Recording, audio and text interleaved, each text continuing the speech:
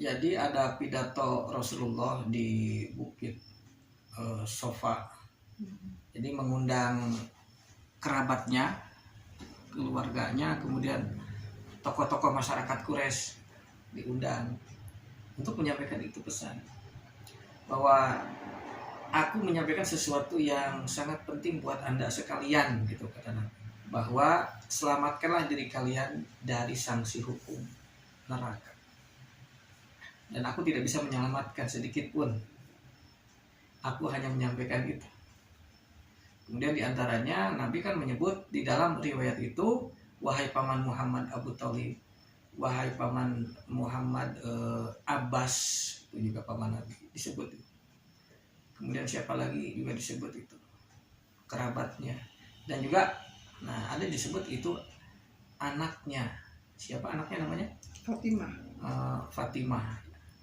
Wahai Fatimah, mintalah apa saja yang kau mau dariku, dari hartaku, maka akan kuberikan. Tetapi aku tidak bisa menyelamatkanmu dari sanksi hukum neraka. Aku tidak bisa memaksakan apapun di hadapan Allah untuk dirimu. Itu ada jelas riwayatnya, masyhur, riwayat yang terkenal. Jadi karena itu dihadiri oleh banyak orang, itu pidato Rasulullah. Jadi pidato Rasulullah ketika Rasul mulai mendakwahkan Al-Quran ini kepada umum secara terbuka. Sebelumnya Nabi mengajarkan Al-Quran itu kepada sahabat-sahabat terdekatnya saja. Jadi tadabbur Quran, ya tadabbur Quran itu hanya di kalangan orang-orang dekat Nabi. Andir ashiratakal akrabin.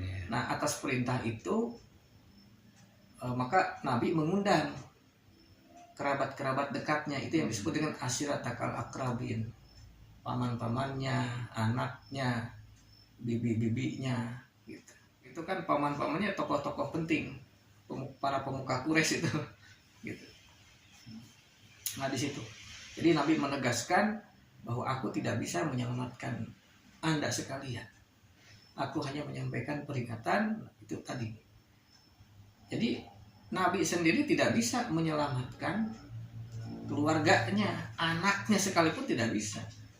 Jadi kata Nabi, wahai Fatimah anak Muhammad, silakan kau minta apapun dariku, aku akan berikan. Tapi aku tidak bisa memberikan apapun yang akan bisa merubah keputusan Allah terhadap kamu. Gak bisa. Jadi artinya untuk mendapatkan keputusan Allah itu adalah harus dengan hasil usaha sendiri. Itu. Jadi hasil usaha dia sendiri untuk mengikuti segala ketentuan Allah. Jadi nggak berlaku bagi Nabi itu yang disebut dengan syafaat. Kalau sekarang orang ada syafaat ya ke anaknya juga bisa, apalagi kita. Itu riwayatnya masyhur. Masyhur teh terkenal. Sangat dikenal. Jadi banyak yang para ulama itu sudah tahu, dan itu dalam sejarah, dalam Sirah Nabawi itu cukup dikenal karena itu momen dakwah Nabi pertama kali terbuka. Nah, seperti dalam surat Nuh kan kita pernah baca surat Nuh. Ya. Suma ini da'autu hum jiharon. Kemudian aku berdakwah kepada mereka jiharon, artinya terbuka. Nah, itulah mulai dakwah Nabi terbuka. Untuk apa? Untuk mengajak kaumnya, kan tadi dalam surat Nuh itu untuk mengajak kaumnya sebelum mereka mendapatkan keputusan azab, an andir qaumaka min qabli ayatiyahum azabun alim. Peringatkan kaum kamu sebelum kepada mereka itu dijatuhkan keputusan sanksi hukum Allah. Oh, peringatkan. Gitu. Tujuannya apa? Ani budullaha wattaquhu wa atiuni yaghfir lakum min dunubikum wa yuakhirkum ila ajalin musamman. Diberi waktu, batas waktu sampai ajal. Gitu. Jadi kan sama dengan itu. Jadi Nabi Muhammad juga sama melaksanakan seperti halnya Nabi Nuh. Gitu. Disampaikan. Setelah Nabi itu menyampaikan secara terbatas di kalangan sahabat-sahabat dekatnya yang disebut dengan Arkom, Darul Arkom. Jadi namanya Darul Arkom itu artinya rumah sahabat Nabi yang bernama Arkom. Di situ Nabi menyampaikan Al-Quran, wahyu yang telah diturunkan untuk ditadaburi bersama-sama. Nah, pada saatnya nanti ketika Allah memberikan perintah, sampaikan peringatan kepada kerabatmu, maka disitulah Nabi mulai dakwah terbuka. Jadi pertama kali dakwah Bukit Safa itu ya. Iya betul, di Bukit Safa. Nabi menyampaikan bahwa Nabi Muhammad gak bisa memberikan syafaat. Nah itu. Gak ada kemampuan memberikan syafaat. Ya. Bukan tidak mau, tapi memang gak ada kemampuan Tidak. itu ya. Betul. Karena Allah tidak mengizinkan. Tidak bisa dan tidak diberi hak itu. Dan jelas itu keterangan hadisnya memang demikian. Itu dari hadis bahwa aku tidak bisa memberikan sesuatu yang bermanfaat, yang berguna, dan tidak bisa memaksakan apapun di hadapan Allah untuk dirimu, wahai anakku. Nggak bisa. Makanya apalagi kita anaknya aja nggak bisa. Makanya ada surat Luqman itu ya, surat Luqman di ayat 33 itu ya yang kemarin Pak Ian jelasin. Iya betul. Bahwa seorang anak tidak bisa menyiapkan ayahnya, iya. seorang itu anaknya. Iya betul. Gitu ya. Jadi Tiga. wahai manusia, takutlah akan satu hari di mana orang tua tidak bisa menyelamatkan anaknya dan anak tidak bisa menyelamatkan orang tuanya. Kesamaan itu sama ya. Iya sama. Padan. Iya gitu. Jadi apa yang Nabi sampaikan ya itulah yang Nabi terima dari wahyu. Begitu.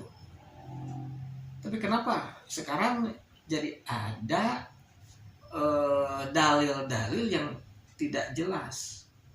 Jadi ada keterangan-keterangan yang seolah-olah itu ajaran agama, tapi setelah dipikir-pikir disinkronkan kok bertentangan. Iya enggak? Jelas-jelas bertentangan. Bertentangan dengan surat Luqman ya. Betul. Dan juga bertentangan dengan tadi hadis. Namanya hadis mahsyur. Ya. Terkenal. Masyhur. Masyhur Mahsyur terkenal. Iya. Itu sudah masyhur kenapa masyhur? Karena pengumuman Nabi menampilkan diri di hadapan khalayak umum itu. Bagaimana nggak terkenal itu hadisnya gitu. Itu hadis ya. Ya itu hadis. Kan hadisnya kan katanya kan dicatat termasuk kias. Ya betul. Ada yang mencatat tentang peristiwa itu. Dan hadis ini juga paralel, artinya searah dengan isi Al-Quran gitu. Makanya jadi pelajaran tambahan aja gitu hadis ini.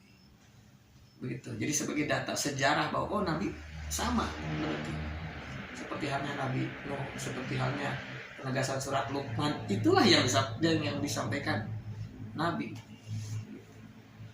Begitu. Jadi surat Luqman ayat ke-33. Ya ayuhan nasu ittaqu rabbakum wahsyau yauman la yaji walidun an waladihi wala mauludun huwa jazin awwalidihi say'an inna wa'dallahi haqq fala taghurrannakumul hayatud dunya wala yaghurrannakum billahil gharur. Itu. Jadi wahai manusia, takutlah kepada Tuhanmu, bertakwalah kepada Allah, dan khawatirlah, takutlah kepada satu hari di mana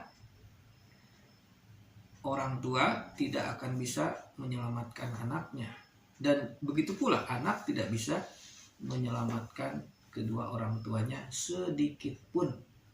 Disebutnya gitu, sedikit pun. Wala maulud huwa jazin an walidihi say'an. Ya kalau sedikit pun itu serius banget, bener kan? Sedikit pun nggak bisa. Jadi ini perhatikan, terjemahannya juga begitu. Inna wa'dallahi haq, janji Allah itu benar adanya. Janji akan adanya kebangkitan, dan di situ semua manusia akan menerima keputusan. Itu janji Allah pasti benar. Maka jangan main-main dengan keputusan Allah nanti. Gitu.